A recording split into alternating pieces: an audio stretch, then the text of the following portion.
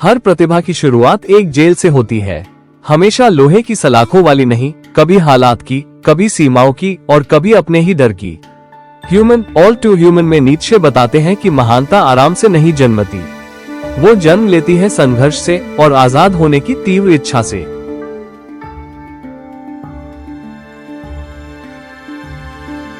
Nietzsche कहते हैं, कैदी की बुद्धि हमें दिखाती है कि प्रकृति प्रतिभा कैसे बनाती है। जब जीवन हमें फंसा देता है, दर्द, असफलता या सीमाओं में, हमारा मन जग जाता है। हम हर छोटी संभावना को इस्तेमाल करना सीखते हैं और उसी संघर्ष में प्रतिभा जन्म लेती है।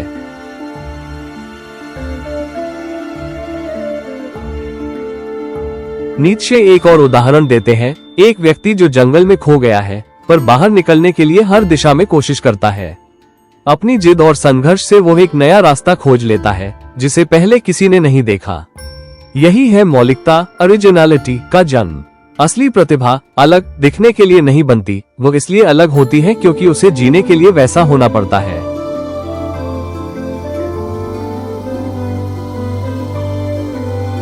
नीत्शे एक गहरा नियम बताते हैं, जब जीवन किसी चीज को हमसे छीन लेता है तो किसी और रूप में उसकी भरपाई करता है। जब कोई इंद्रिय खो जाती है, दूसरी असाधारण रूप से विकसित होती है। जैसे जो अंधा है उसकी सुनने की शक्ति गहरी हो जाती है, जो शारीरिक रूप से टूटा है उसकी आत्मा और मजबूत हो जाती है। इसी तरह जीवन की सीमाएं ही महान प्रतिभा की जड़ होती है। हर कमी के भीतर एक वरदान छिपा है, बस उसे रूपांतरित करने का साहस चाहिए।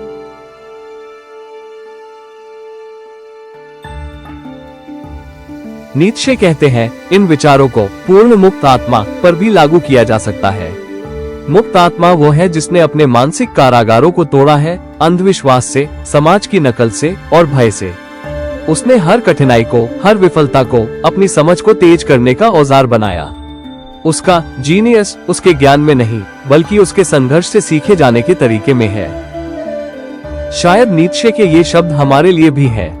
जब जीवन हमें घेर लेता है, जब सब रास्ते बंद लगते हैं, वही पल हमारे भीतर के जीनियस का जन्म होता है।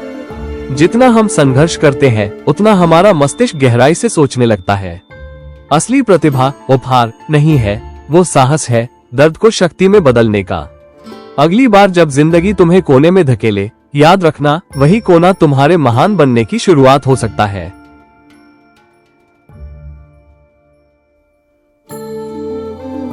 नीत्शे कहते हैं, प्रकृति प्रतिभा को फंसाती है, सजा देने के लिए नहीं, बल्कि उसे जगाने के लिए।